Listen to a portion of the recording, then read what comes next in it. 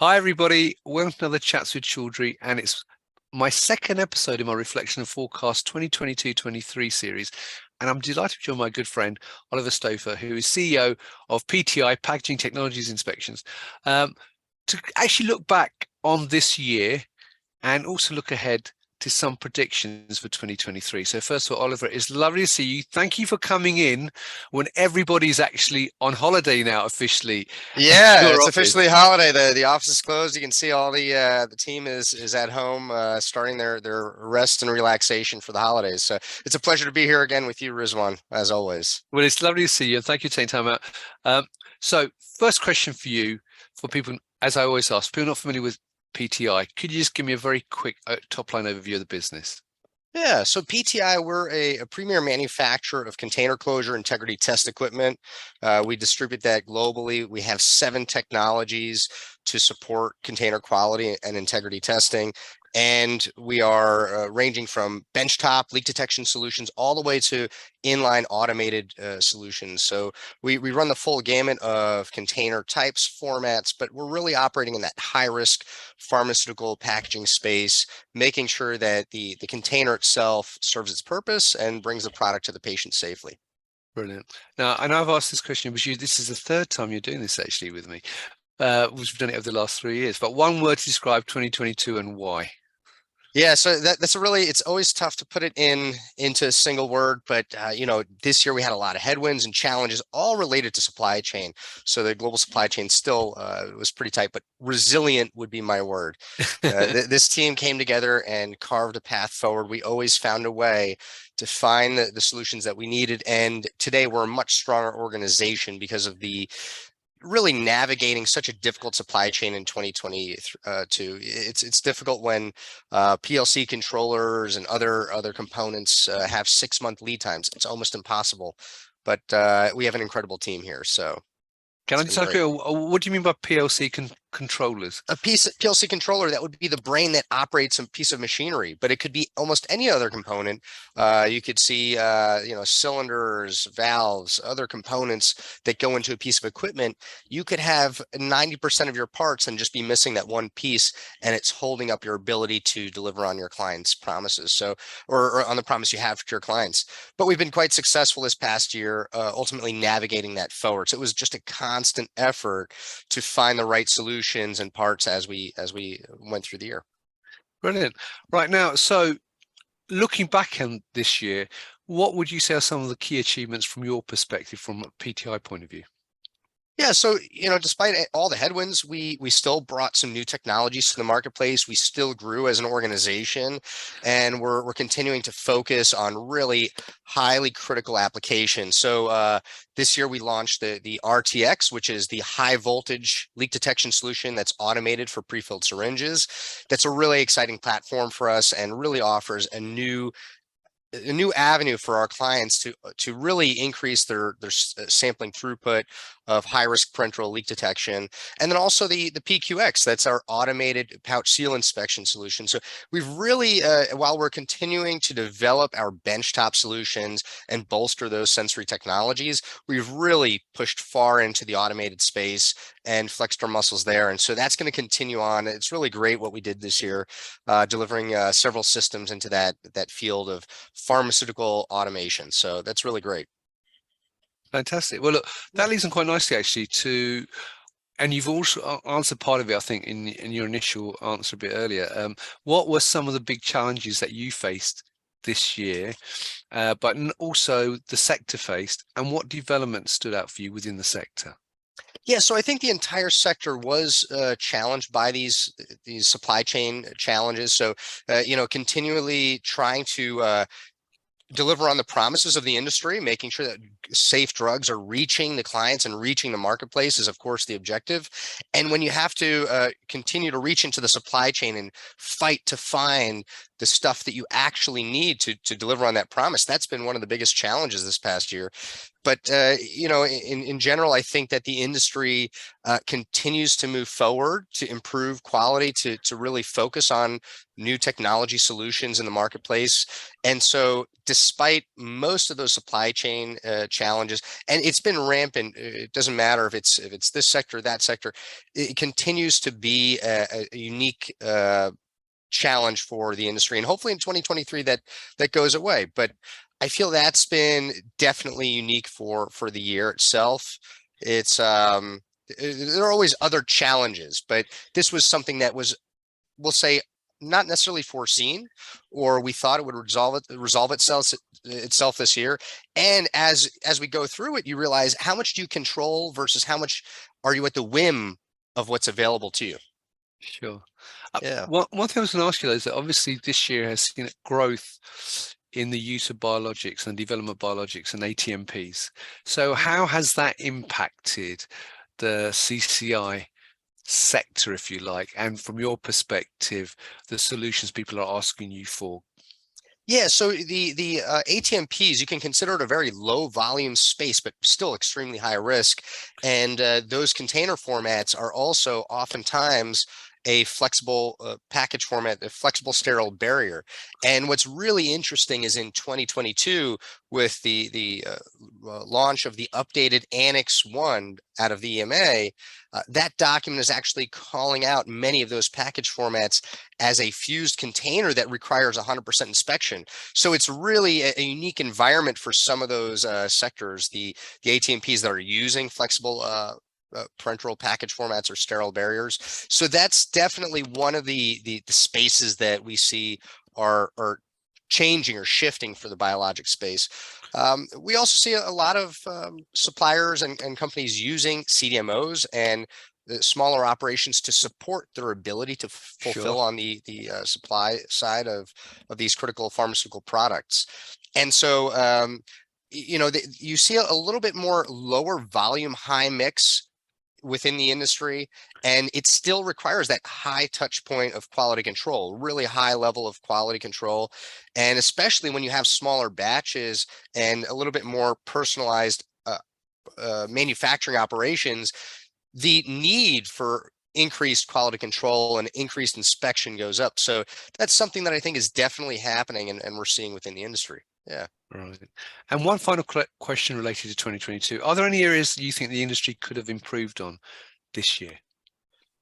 Well, I look at it from a very unique perspective, hopefully not too much tunnel vision, but quality control is that viewer perspective that we're looking at it from. And so as we see Annex 1 grow in terms of its presence or its omnipresence, it's something that everyone has to face and understand. The document is really calling for a much more scientific understanding of container closure integrity and package quality. So taking a more scientific approach to that quality control work, and also understanding the statistical sampling plans and the appropriate level of quality and detection that should be applied to the space of container closure integrity. I think that is an area that is extremely important and needs a lot of attention right now and moving forward as Annex 1 rolls out.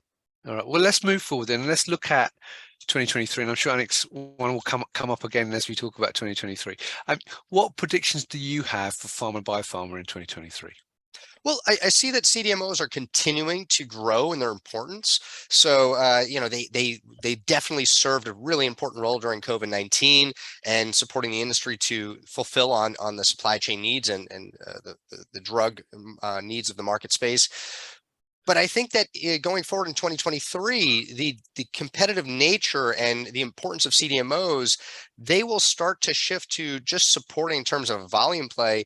And as they continue to support the industry to develop the pharmaceutical marketplace, quality is going to be a very critical aspect to their presence and their differentiation within the pharmaceutical space. So I do think that quality control and CDMOs are going to be a very unique conversation here in the coming year, as they have supported the pharmaceutical industry, but I think quality is the area that they have to focus on most. And as a business which is global, and you have offices in the States and you have offices in Europe, do you think there will be a divergence or in terms of what priorities are in 2023 for those regions? Particularly as you mentioned, Annex 1 has come out, and that's obviously European focused, but obviously does apply to other products as well. Do you think there's going to be a difference between what people's priorities are in those two regions? Will they still be very much the same?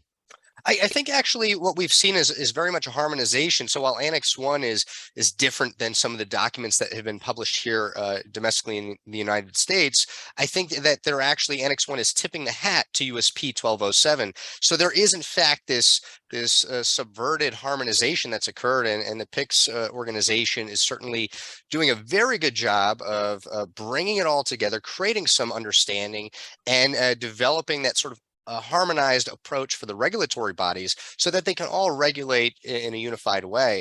And we see across the globe a lot of other organizations. I mean, you look at China, they're doing a really incredible job over the last few years to revamp, or let's say inject, their regulatory body with very similar requirements as have been seen in Europe and the United States to bring their industry up to that global standard. So what you're seeing is really, I think, while we have seen the walls building up over the last 3 years, and globalization has gone down, and you see that sort of defensive nature between regions. In fact, the regulatory bodies, they know that they are strongest when they create the most harmonized approach to allow their manufacturers and their pharmaceutical industry to in fact play on that global scale. So I think we're going to continue to see harmonization of all these regulations and a really good scientific approach to rolling these regulations out. I think that's the most important thing, that it's not just this sort of rubber stamping approach, but most of these international regulatory documents are asking for a good scientific approach, good scientific understanding, and all of that is really finding common ground globally.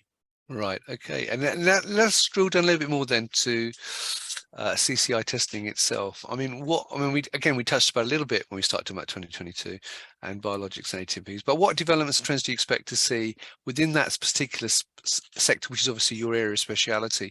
In terms of and also the impact Annex 1 will have on that particular area. Yeah, so I think that in prior years, the technologies have been fairly straightforward, or people have just been dipping into a grab bag of technologies that have been available. And now in the coming year and the coming years, we're going to be looking at a much more scientific approach, which opens itself to other technologies that might not just be a standard in, a document, but something that may not be out of the box. And so if you have a scientific understanding of an application, and you can look out there into the industry and use a scientific approach to really bring the best technology forward, I think that we're going to see a lot more of that. Really the industry itself, it's Annex 1 is driving the industry to do more automated inspection. USP 1207 is driving the industry to do more quantitative inspection. And all of these, when it comes together, what you really witness happening is this greater reliance on scientific approaches, greater reliance on data, and greater reliance on the technologies to get you to a higher throughput and sampling rate. So we're going to see a lot more automation and the deployment of more unique technologies to support the quality needs of the industry. And that leads on to another question which comes into my head, is that if that's the case, what role does AI and machine learning play in that process? Yeah, so artificial intelligence and artificial intelligence is of course a very big spectrum. So I don't think we'll ever be at that artificial intelligence space within the pharmaceutical industry, but it's the machine learning that you start to find within the vision inspection applications. They're becoming much faster and much more adept as to what poor quality is. So these vision systems with machine learning are really adapting very quickly and intelligently. So that's great. I think we're going to see other technologies take advantage of that more algorithmic approach. And so the fact that the industry is starting to look at artificial intelligence or adaptive algorithms, it starts to bring other technologies to the forefront and say, we can ask, how can we make this an adaptive process or a dynamic process? And the fact that the industry is open to dynamic processes within a very controlled environment, it's an interesting conversation, and it's one that will continue to mature and develop as time goes on. Right. And one final question before I ask you about what we can expect from PTI 2023 is, you talked about obviously the trends. What's your view though in terms of collaboration in pharma. And the reason I ask that is that obviously, if you look back during the COVID period, a lot of companies who historically would not necessarily work together did. Mhm. And also you found, and I found speaking to some other companies, that people are partnering up with businesses either downstream or upstream, depending where they are in the value chain, to create more collaborations, not necessarily buyouts or mergers, but in terms of pure collaboration, and saying we're going to get this partner who can help us in this space because we've got customers now, particularly with the growth of ATMPs and so on, who have got specialities in this space we haven't, and we're going to work with them. So what's your view on that going forward in 2023? Well, I do think that the space for collaboration in the last few years, it sped up simply because of the speed of the market space. So the speed of the pharmaceutical industry was very fast. But you start to also get that distinct players have distinct skill sets, and we should be leveraging those and finding better ways to partner and collaborate in those ways, rather than just being, we'll call it, greedy with our own technologies and holding them for our own. And so I think that is one thing that the technology companies out there are starting to say, hey, look, there's a better way to do it. We're better together, right? There's a good African proverb. If you want to go fast, go alone. If you want to go far, go together. And I think that's what we're seeing, is really the industry is finding a way to get further, and we're reaching out to one another to find a better path forward. And it's years ago, you have to keep all your intellectual property under lock and key, and there's much more sophisticated ways now to keep the intellectual property under lock and key. But also, I think that the global environment, the global governments, were starting to get a little bit more collaborative and helping protect the intellectual property on a global scale, and that allows technology companies to also be more forthcoming, more dynamic, and more willing to partner. So I think that's something that there's a few dynamics occurring there. Brilliant. Yeah. Well, that leads very nicely on then to my question is, what can we expect from PTI in 2023? Yeah, so it's PTI. We're continuing to develop, of course, our benchtop technologies. That's our core. We have 7 technologies that we continue to develop for all types of high-risk package applications. But where we're really going to be developing is working more in the integrator partnership space. So again, collaborating, reaching across to other equipment manufacturers that perhaps have an expertise in another area and would like to deploy our sensory technology. So that is something that we're going to be doing here in 2023, but then also automation in our own house. So we are continuing to increase the speed. We're dialing up the speed, dialing up the heat on our automation technologies for parenteral applications. So for vials and prefilled syringes, we have 2 technologies, which are vacuum decay and high voltage leak detection. And so both of those technologies can be deployed for both vial and prefilled syringe and other parenteral applications. We could be looking at ampules or other sterile barrier applications like IV bags. So that shift into the automation space is very real for us, and we're continuing that push here in 2023. And it's really exciting for us. We're really looking forward to supporting the industry with that need to increase the sampling throughput rate and offer a more reliable inspection technology. Fantastic. And finally, because I know you have to rush off to your son's recital, I don't want to hold you back, what last thoughts would you like to leave viewers for 2023? Well, a year ago, we thought that we were past COVID, we were past a lot of these challenges, and here we are a year later. We still see that it's challenging certain nations and marketplaces, and it's really, there are other challenges that we see globally. And I think the real message here for 2023 is I really hope that we find a way for all the nations to come together and create peace on the continent of Europe, and that we can create some harmonization across the global markets and really bring some of these the global powerhouses together to really make mankind better. I see a brighter future. We've had a rough few years, right, as a global community, and it's about time that we all found a path forward together. Well said. Well, look, Oliver, as always, it's been lovely to see you. I wish you, your loved ones, and everyone at PTI and their loved ones a fantastic end to the year and a superb 2023. And good luck with your son's recital. I'm sure it'll do fantastic. So thank you very much, Oliver. Rizwan, thank you so much. Thank you.